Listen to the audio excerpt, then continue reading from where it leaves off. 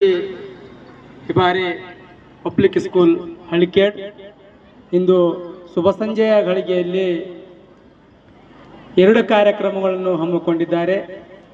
ಒಂದು ಚಿಕ್ಕ ಮಕ್ಕಳಿಗೆ ಗ್ರ್ಯಾಜುಯೇಟ್ ಡಿಗ್ರಿ ನೀಡುವ ಮೂಲಕ ಮತ್ತು ಇನ್ನೊಂದು 10ನೇ ತರಗತಿಯ ಮಕ್ಕಳಿಗೆ ಬೀಳ್ಕೊಡುಗೆ ಸಮಾರಂಭ ಕಾರ್ಯಕ್ರಮವನ್ನು ಹಮ್ಮಿಕೊಂಡಿದ್ದಾರೆ. ಈ ಕಾರ್ಯಕ್ರಮದ ವೇದಿಕೆ ಮೇಲೆ ಕುಳಿತಿರುವಂತಹ Nagaraj Hibare sir, Suchitra Hibare madam, Megha Hibare madam, Prithviraj Hibare sir, Sapna Hibare madam, Lalitha madam ಹಾಗೂ ಮೌಲಾನಾ ಸರ್, ವೈಜನಾಥ್ ಸರ್ ಹಾಗೂ ಇನ್ನಿತರ ಎಲ್ಲರಿಗೂ ಕೂಡ ಶುಭ ಸಂಜೆಯ ನಮಸ್ಕಾರಗಳನ್ನು ತಿಳಿಸುತ್ತಾ ಮತ್ತು ಕಾರ್ಯಕ್ರಮದಲ್ಲಿ ಉಪಸ್ಥಿತಿರುವಂತಹ ಎಲ್ಲ ಶಾಲೆಯ ಗುರುಗಳಿಗೂ ಮತ್ತು ಪಾಲಕರಿಗೂ ಹಾಗೂ ವಿದ್ಯಾರ್ಥಿಗಳಿಗೂ ಕೂಡ ಶುಭ ಸಂಜೆಯ ನಮಸ್ಕಾರಗಳನ್ನು ತಿಳಿಸುತ್ತಾ ನಾನೇನು ಹೆಚ್ಚು ಹೇಳೋದಿಲ್ಲ.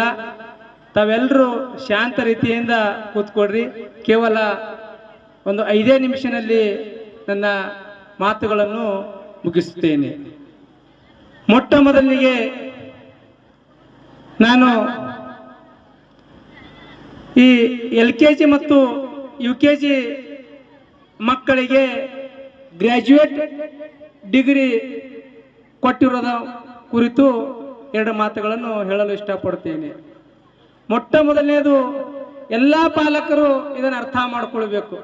ಪೇರೆಂಟ್ಸ್ ಯಾರ್ಯಾರೆಲ್ಲ ಬಂದಿರಿ ಅವರೆಲ್ಲ ಅರ್ಥ ಮಾಡ್ಕೋಬೇಕು. ತಮ್ಮ ಮಕ್ಕಳಿಗೆ ಗ್ರ್ಯಾಜುಯೇಟ್ ಡಿಗ್ರಿ ಈಗೇ ನೀಡ್ಯಾರ ಅಂತಂದ್ರೆ ಈಗೇ ನೀವು ಖುಷಿ ಪಟ್ಟು ಆ ಮಕ್ಕಳಿಗೆ ಫೋಟೋ ಇಳಿಸೋದು, ಸ್ಟೇಟಸ್ ಇಡೋದು ಎಲ್ಲ ಮಾಡ್ತಾ ಇದ್ದೀರಿ. ನಾ ಭಾಳ ನೋಡ್ತಾ ಇದ್ದೇನೆ, ಕೂತು ಅಬ್ಸರ್ವ್ ಮಾಡ್ತಾ ಇದ್ದೇನೆ.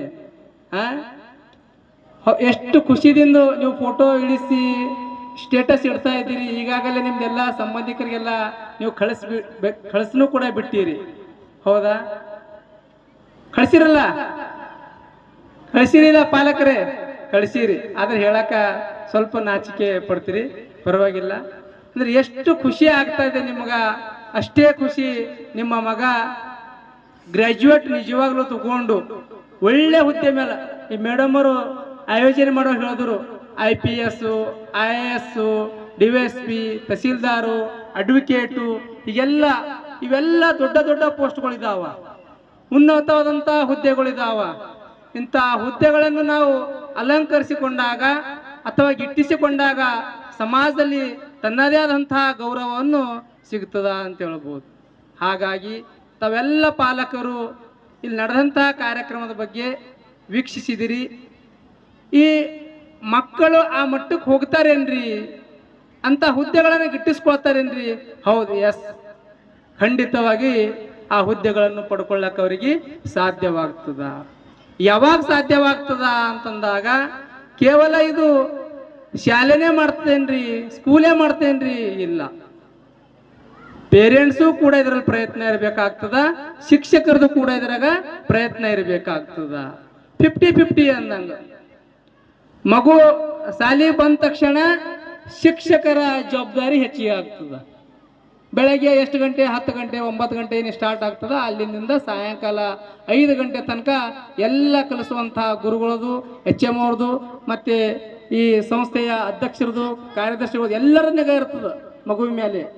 5 ಗಂಟೆ ಆದ ನಂತರ ನಿಮ್ಮ ಮಗು ನಿಮ್ಮ ಮನೆಗೆ ಬರ್ತದ. 5 ಗಂಟೆಯಿಂದ ಬೆಳಗ್ಗೆ ಮತ್ತೆ 9 ಗಂಟೆ ತನಕ ಆ ಮಗುವಿನ ಮೇಲೆ ಇರುವಂತಹ ಜವಾಬ್ದಾರಿ ಯಾರ್ದು ಅಂದ್ರ ಪಾಲಕರದು.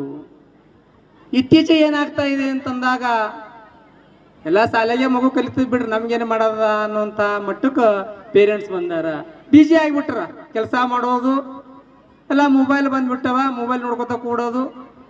ಏನರ ಮಗು ಕೇಳ್ತಂದ್ರ, ಇದು ಏನೋ ತಿಳಿದಿಲ್ಲ ಮಮ್ಮಿ ಹೇಳು, ಪಪ್ಪ ಹೇಳು ಅಂದ್ರ, ಇಲ್ಲ ಇದು ನಾಳೆ ನಿಮ್ಮ ಟೀಚರ್ಗೆ ಕೇಳ್ಬಿಟ್ಟ, ಜರ ನಂಗೆ ಅರ್ಜೆಂಟ್ ಅದ, ಥೋಡೆ ಮೊಬೈಲ್ದಾಗ ಮಾತಾಡತ್ತಿದ ಅನ್ನುವಂಥ ಮಟ್ಟಕ್ಕೆ ವ್ಯವಸ್ಥಿತವಾಗ್ಯದ ಈಗ.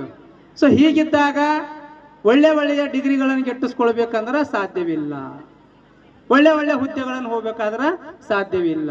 ಅಲ್ಲಿ ಪ್ರಯತ್ನ ನಿಜವಾಗ್ಲೂ ತಂದೆ ತಾಯಿಗಳು ಮನೆಯಲ್ಲಿ ಮಗು ಸ್ಕೂಲ್ನಲ್ಲಿ ಏನು ಹಾಕೊಟ್ರೆ ಹೋಮ್ವರ್ಕು ಅದು ಮಾಡ್ತಾ ಇದೇನ ಇಲ್ಲ, ಚೆನ್ನಾಗಿ ಓದ್ತಾ ಇದೇನಲ್ಲ ನಮ್ಮ ಮಗು ಅನ್ನೋದು ನೀವು ವೀಕ್ಷಣೆ ಮಾಡಬೇಕಾಗ್ತದ.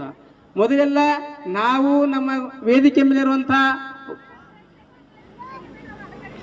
ಟೀಚರ್ಸ್ಗಳಾಗಿರ್ಬೋದು, ನಾವು ಕಲಿಯುವಂಥ ಟೈಮಿನ ಯಾವುದೇ ರೀತಿಯ ಪೇರೆಂಟ್ಸ್ ಮೀಟಿಂಗ್, ಪಾಲಕರ